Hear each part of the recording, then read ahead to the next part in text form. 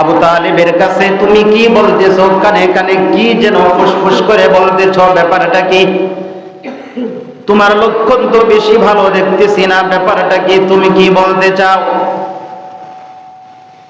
আপনার আমার নবী ডাক দিয়ে বলে, ও আবু জাহেল শোনো, আবু তালেব যেহেতু আমার চাচা, আমি তার কাছে আসতেই পারি, কোনো অসুবিধা নাই, আমাদের কোনো কথাবার্তা থাকতেই পারে। আবু জাহেল ডাক দিয়ে বলে, মুহাম্মদ কিন্তু তুমি আসবা ঠিক আছে, কিন্তু তোমার যে লক্ষণ দেখা যাইতেছে, তোমাদের ভিতরে যেই মিল মহব্বত দেখা যাইতেছে, এই লক্ষণটা আমাদের কাছে বেশি পছন্দনীয় হইতেছে না, তাড়াতাড়ি করে আলাদা হয়ে যাও। আবু তালেবের মরণ হবে, এই মৃত্যুর সময় তার কাছে তোমাকে থাকতে দেওয়া যাবে না, না হয় আবু তালেব তোমার ওই কালিমা পড়ে ফেলবে। এই কথা বলে আপনার আমার নবী সাল্লাল্লাহু আলাইহি ওয়াসাল্লামকে দূরে সরাইয়া দিয়েছে। আর দিক দিয়া আবু তালেবকে ডাক দিয়ে বলতেছে, ও আবু তালেব শোনো, জীবনভর বাপ দাদার ধর্ম পালন করলা, আর শেষ মুহূর্তে মৃত্যুর আগ মুহূর্ত অন্য ধর্ম গ্রহণ করে তুমি মৃত্যুবরণ করবা, এটা তো সমাজ এবং দেশের মানুষ সবাই তোমাকে খারাপ বলবে। নিজের ধর্ম ত্যাগ করেছে, মুহাম্মাদের ধর্ম শেষ পর্যন্ত গ্রহণ করে দুনিয়া থেকে বিদায় নিয়ে গেছে, এটা তো চরম অপমানের কথা, অপমানের কথা, তুমি এটা মানতে পারো না। এই কথা বলে আপনার আমার নবীকে ঘর থেকে বের করে দেয়, আবু তালেবকে আলাদা করে দিতেছে। আবার আবু তালেব আপনার আমার নবীকে ডাক দেয়, বলে ভাতিজা তুমি আমার কাছে আও, শোনো, তোমার যেই ধর্ম, তুমি যেই কালিমার দাওয়াত দিয়েছো, ওই ধর্মটা আমার কাছে এমন পরিষ্কার দিনের বেলা 12টা বাজে অথবা 1টার সময় সূর্য যেমন সমস্ত মানুষের কাছে স্পষ্ট হয়ে যায়, ও ভাতিজা তোমার এই ধর্মটা আমার কাছে ওরকম স্পষ্ট। তবে শুনো, সবাই আমাকে খারাপ বলবে, তোমার কালিমা যদি আমি পড়ে ফেলি, এই অপমান আমি সহ্য করতে পারবো না, মানুষ আমাকে খারাপ বলবে। ও ভাতিজা, জাহান্নামের আগুনের চাইতে নিজের লজ্জা যে লাগবে, লজ্জাকে আমি প্রাধান্য দিলাম, অর্থাৎ লজ্জাকে আমি বড় মনে করলাম, জাহান্নামের আগুনটাকে আমি ছোট মনে করলাম। আল্লাহুম্মা সাল্লি আলা মুহাম্মাদ ওয়া আলা আলি মুহাম্মাদ কামা সাল্লাইতা আলা ইব্রাহিম ওয়া আলা আলি ইব্রাহিম ইন্নাকা হামিদুম মাজিদ। اللهم بارك على محمد وعلى آل محمد كما باركت على إبراهيم وعلى آل إبراهيم إنك حميد مجيد। الحمد لله। আদর্শবান উম্মত, আমাদেরকেও সেই দোয়া করতে হবে, আমরা নিজেরাও যেন এই দোয়াটা বেশি বেশি পড়ি। আল্লাহুম্মা বারিক লানা ফি রজব ওয়া শাবান ওয়া বাল্লিগনা রমাদান, এই দোয়াটা আমরাও যেন বেশি বেশি করে পড়তে পারি। এই রজব মাসে 26তম রাত অর্থাৎ 27 রাত্রে নবী সাল্লাল্লাহু আলাইহি ওয়াসাল্লাম তাকে আল্লাহ তাআলা আরশ আজিমে নিছেন, নিজের কাছে ডেকে নিয়েছেন, যেটাকে কোরআনের ভাষায় বলা হয় আসরা, আর হাদিসের ভাষায় বলা হয় মেরাজ। যে এই মাসেই রাসূল সাল্লাল্লাহু আলাইহি ওয়াসাল্লাম মেরাজে গিয়েছিলেন, মেরাজ করেছেন, ভ্রমণ করেছেন। 3 কারণে আল্লাহ তাআলা নবীকে দিয়ে মেরাজ করাইছেন। কয় কারণ? 3 কারণ। 1 নাম্বার, মেরাজের চাঁদ অথবা রজব মাসের যে চাঁদ, রজব মাসের চাঁদ ওঠার পরে প্রথম সপ্তাহের মধ্যে নবী সাল্লাল্লাহু আলাইহি ওয়াসাল্লামের যে চাচা, যিনি কাকা ছিলেন আবু তালেবের মৃত্যু। আবু তালেব যখন মৃত্যুবরণ করবেন, সবাই তাকে যখন দেখতে গেল, আপনার আমার নবী সাল্লাল্লাহু আলাইহি ওয়াসাল্লাম তিনিও তাকে দেখার জন্য শেষবারের মতো তার কাছে চলে গেলেন। নবী সাল্লাল্লাহু আলাইহি ওয়াসাল্লাম যখন আবু তালেবের কাছে চলে গেলেন, যাওয়ার পরে দেখতেছে আবু তালেবের অবস্থা বেশি একটা ভালো না, হয়তোবা সে দুনিয়া থেকে বিদায় নিয়ে চলে যাবে, এই অবস্থা।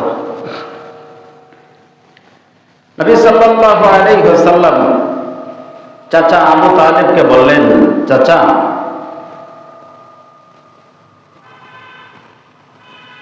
আপনি আমি যেখানে গিয়েছি সেখানে আপনি ছায়া হিসাবে, ঢাল হিসাবে আপনি ব্যবহার হয়েছেন। আমি যেদিকে যাইতাম সব দিকে আপনি খেয়াল রাখতেন, যেন কোনো কাফের বেঈমানরা আমাকে কোনো ধরনের কোনো কটু কথা, কোনো ধরনের কোনো যেন অপমান যেন না করতে পারে, এই ব্যাপারে আপনি সবসময় সচেতন থাকছেন এবং আমাকে যথেষ্ট পরিমাণ সাহায্য সহযোগিতা আপনি করেছেন। হে চাচা, আজকে আপনি দুনিয়া থেকে বিদায় গ্রহণ করবেন, আমি আপনার কাছে চিরদিনের জন্য ঋণী। আমি তো আপনাকে কোনো কিছুই দিতে পারলাম না, আপনার এই হায়াতে আমি কোনো উপকার আপনাকে করতে পারলাম না, আপনার কোনো খেদমত আমি করতে পারি নাই। হে চাচা, আল্লাহ তাআলা তো যে কালিমা দিয়েছে লা ইলাহা ইল্লাল্লাহ মুহাম্মাদুর রাসূলুল্লাহ, এখানে দুইটা অংশ আছে। হে চাচা, মুহাম্মাদুর রাসূলুল্লাহ এটা আপনাকে বলতে হবে না, শুধু আপনি বলেন লা ইলাহা ইল্লাল্লাহ, আর মুহাম্মাদুর রাসূলুল্লাহ যে আছে বাকি অর্ধেকটা, যেটা আমি যে আল্লাহর রসুল, এই কথাটা আপনাকে বলতে হবে না, এটা আমার পক্ষ থেকে আমি মাফ করে দিলাম। আপনি শুধু বলেন লা ইলাহা ইল্লাল্লাহ, এতটুকু যদি আপনি বলেন, আর জনগণের সামনে বলতে হবে না, জোরে আওয়াজ দিয়ে বলার প্রয়োজন নাই, আপনি আমার কানে কানে শুধু বলেন লা ইলাহা ইল্লাল্লাহ, এটা আপনি যদি বলেন, আপনি চাচাকে আমি কথা দিতেছি কাল কিয়ামতের ময়দানে আপনাকে গামছা দিয়া পেঁচায়া আপনাকে টেনে জান্নাতে নিয়ে যায়। এই কথাগুলা যখন বলতেছে নবীজি সাল্লাল্লাহু আলাইহি ওয়াসাল্লাম, নবীজির কথা শোনার পরে আবু তালেব কালিমা পড়বে পড়বে ভাব তার ভিতরে এসে গেছে। ঠিক সেই মুহূর্তে আবু জেহেল এবং তার যে ক্যাডার বাহিনী আছে তারা চলে গেল। যাওয়ার পরে আপনার আমার নবীকে বলতেছে, হে মুহাম্মদ, আবু তালেবের কাছে তুমি কি বলতেছো? কানে কানে কি যেন ফুসফুস করে বলতেছ, ব্যাপারটা কি? তোমার লক্ষণ তো বেশি ভালো দেখতেছি না, ব্যাপারটা কি? তুমি কি বলতে চাও? আপনার আমার নবী ডাক দিয়ে বলে, ও আবু জেহেল শোনো, আবু তালেব যেহেতু আমার চাচা, আমি তার কাছে আসতেই পারি, কোনো অসুবিধা নাই, আমাদের কোনো কথাবার্তা থাকতেই পারে। আবু জেহেল ডাক দিয়ে বলে, মুহাম্মদ, কিন্তু তুমি আসবা ঠিক আছে, কিন্তু তোমার যে লক্ষণ দেখা যাইতেছে, তোমাদের ভিতরে যেই মিল মহব্বত দেখা যাইতেছে, এই লক্ষণটা আমাদের কাছে বেশি পছন্দনীয় হইতেছে না, তাড়াতাড়ি করে আলাদা হয়ে যাও। আবু তালেবের মরণ হবে, এই মৃত্যুর সময় তার কাছে তোমাকে থাকতে দেওয়া যাবে না, না হয় আবু তালেব তোমার ওই কালিমা করে ফেলবে।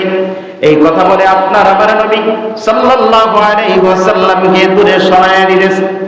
আর দিক দিয়া আবু তালেবকে ডাক দিয়ে বলতেছে, ও আবু তালেব শোনো, জীবনভর বাপ দাদার ধর্ম পালন করলা, আর শেষ মুহূর্তে মৃত্যুর আগ মুহূর্ত অন্য ধর্ম গ্রহণ করে তুমি মৃত্যুবরণ করবা, এটা তো সমাজ এবং দেশের মানুষ সবাই তোমাকে খারাপ বলবে। নিজের ধর্ম ত্যাগ করেছে, মুহাম্মাদের ধর্ম শেষ পর্যন্ত গ্রহণ করে দুনিয়া থেকে বিদায় নিয়ে গেছে, এটা তো চরম অপমানের কথা, অপমানের কথা, তুমি এটা মানতে পারো না। এই কথা বলে আপনার আমার নবীকে ঘর থেকে বের করে দেয়, আবু তালেবকে আলাদা করে দিতেছে।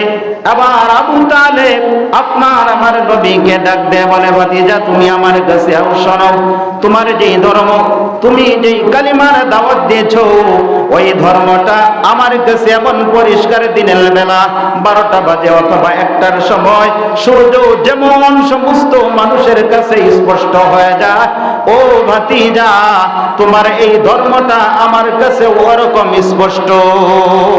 তবে শুনো, সবাই আমাকে খারাপ বলবে, তোমার কালিমা যদি আমি পড়ে ফেলি এই অপমান আমি সহ্য করতে পারবো না, মানুষ আমাকে খারাপ বলবে।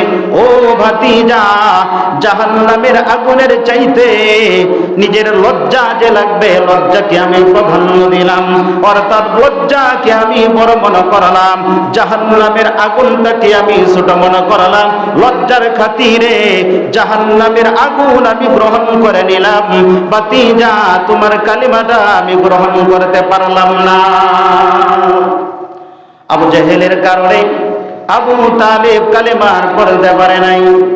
যে নবীর সব জায়গার ভিতরে আবু তালেব নবীজিকে খেদমত করেছে বিভিন্নভাবে সব বিষয়ে, আবার আবু তালেবের যখন মরণ হয়ে গেল, আপনার আমার নবী চোখ থেকে পানি ঝরঝর করে ছেড়ে দিয়েছে, কান্নারত অবস্থায় বাড়িতে ফিরে গেলেন। বাড়িতে যাওয়ার পরে হযরতে খাদিজাতুল কুবরা রাদিয়াল্লাহু তাআলা আনহা তার কাছে যখন চলে গেলেন, নবীজির চেহারা দেখতেছে লাল হয়ে গেছে, চোখ থেকে পানি বেয়ে বেয়ে পড়তেছে। খাদিজাতুল কুবরা রাদিয়াল্লাহু তাআলা আনহা জিজ্ঞাসা করেন, ও নবী, আপনার কি হয়েছে? আপনার চোখ থেকে পানি ঝরঝর করে পড়তেছে, আপনার চোখগুলো লাল হয়ে গেছে, ব্যাপার নাকি? আবার আপনার আমার নবী ডাক দিয়ে বলে, খাদিজা, যিনি আমার সঙ্গে ছিল, আমার যিনি গার্জিয়ান ছিল, আমার তো মা নাই, আমার বাবা নাই, দাদা দাদি ভাই বোন আমার তো কেউ নাই, যিনি আমার অভিভাবক ছিলেন, যিনি আমার গার্জিয়ান ছিলেন, খেলার সাথে দুঃখের বাতি সব কিছু যিনি সর্বদাকার ভিতরে, যে আমার চাচা ছিল গো, ওই আমার চাচাটা দুনিয়া থেকে বিদায় নিয়েছে, এই কারণে আমি কন্দন করতেছি। এই কথা বলার পরে হযরতে খাদিজাতুল কুবরা রাদিয়াল্লাহু তাআলা আনহা বলতেছে, ও নবী, আপনার কাছ থেকে আল্লাহ তাআলা আবু তালেবকে কেন কেড়ে নিয়েছে জানেননি? বলে, কেন কেড়ে নিয়েছে? খাদিজাতুল কুবরা রাদিয়াল্লাহু তাআলা আনহা বলে, ও নবী, আমি এত কিছু বুঝি না, বেশি কিছু জানতে চাই না, তবে আমার মন বলে আমি যেটা বুঝতে পারলাম, আপনার জিম্মাদার স্বয়ং আল্লাহ তাআলা হইতে চাইতেছে, এ কারণে আপনার কোনো অভিভাবক, কোনো গার্জিয়ান আল্লাহ তাআলা এই জমিনের ভিতরে আর রাখতেছে না। নবী সাল্লাল্লাহু আলাইহি ওয়াসাল্লাম বললেন, ও খাদিজা, কি বলো তুমি? খাদিজাতুল কুবরা রাদিয়াল্লাহু তাআলা আনহা বলে, ও স্বামী, আমার কথাটা ভালো করে আপনি শোনেন। আপনার মা চলে গেছে ঠিক আছে, না হয়তো আপনার বাবার থাকার কথা ছিল, মা নাই বাবা নাই, মা বাবা চলে যেতে পারে, হয়তো দাদা থাকার কথা ছিল, যেহেতু দাদাও নাই, আবার দাদিও নাই, ভাই বোন কেউ নাই, চাচাও নাই, কেউই নাই, এজন্য আমি বুঝতে পেরেছি আল্লাহ তাআলা আপনাকে সব দিক থেকে সর্বহারা করে দিতেছে, এই কারণে আল্লাহ তাআলা তার জিম্মাদার হয়ে যাবে, তার কোনো অভিভাবক আল্লাহ তাআলা এই জমিনের ভিতরে, এই ধরার ভিতরে রাখতে চায় না। ও নবী, বেশি দিন আর বাকি নাই, বেশি দিন আর বাকি নাই, আমি খাদিজা আপনার কাছ থেকে আমিও দূরে সরে যাব। যেই মাত্র খাদিজা এই কথা বললেন, এবার আপনার আমার নবী ডাক দিয়ে বলে, ও খাদিজা, তুমি কি বলতেছ? ব্যাপারটা কি, কারণটা কি? তুমিও যদি এই পৃথিবী ছেড়ে তুমি যদি চলে যাও, কে আমাকে সান্ত্বনা দিবে? আমাকে কে প্রমোদ দিবে? আমাকে এই কালিমার দাওয়াতের ব্যাপারে কে আমাকে সাহায্য করবে? যেই মাত্র এই কথা বলতেছে, আবার খাদিজাতুল কুবরা রাদিয়াল্লাহু তাআলা আনহা বলে, শোনেন শোনেন, এই মক্কার কাফের বেঈমানগুলা যারা আছে সবাই যখন আপনাকে এরকম ভাবে কটূক্তি করে, আপনাকে আঘাত দেয়, আমি খাদিজা আপনাকে সারা রাত এরকম ভাবে খেদমত করে, সারা রাত আপনার জন্য এরকম ভাবে টেনশনে থাকে, ও নবী আপনি কি সান্ত্বনা দেয়, কিন্তু দেখা যাইতেছে আমার ব্যাপারে আপনি যে চিন্তা করতেছেন, আমি খাদিজা এই পৃথিবী ছেড়ে যদি আমি চলে যাই আপনি কে কে দেবে। ও নবী আমি যেটা জানতেছি, আমি যেটা বুঝতে পারতাছি, আল্লাহ তাআলা স্বয়ং আপনার জিম্মাদার হয়ে যাবে। এ কারণে আমাকে আল্লাহ তাআলা দুনিয়া থেকে বিদায় গ্রহণ করাইবে। এক সপ্তাহ আগে আবু তালেবের মৃত্যু হয়ে গেল, এক সপ্তাহ পরে খাদিজাতুল কুবরার সাথে এইভাবে কথা হইতে হইতে এক পর্যায়ে আপনার আমার নবী ডাক দিয়ে বলে, ও খাদিজা তুমি তো জমিদার বংশের কন্যা ছেলে, তুমি তো এরকম ভাবে অনেক কোটি কোটি টাকা আমার দ্বীনের জন্য, ইসলামের জন্য, আমার সাহাবীদের জন্য তুমি কুরবানি করে দিয়েছ।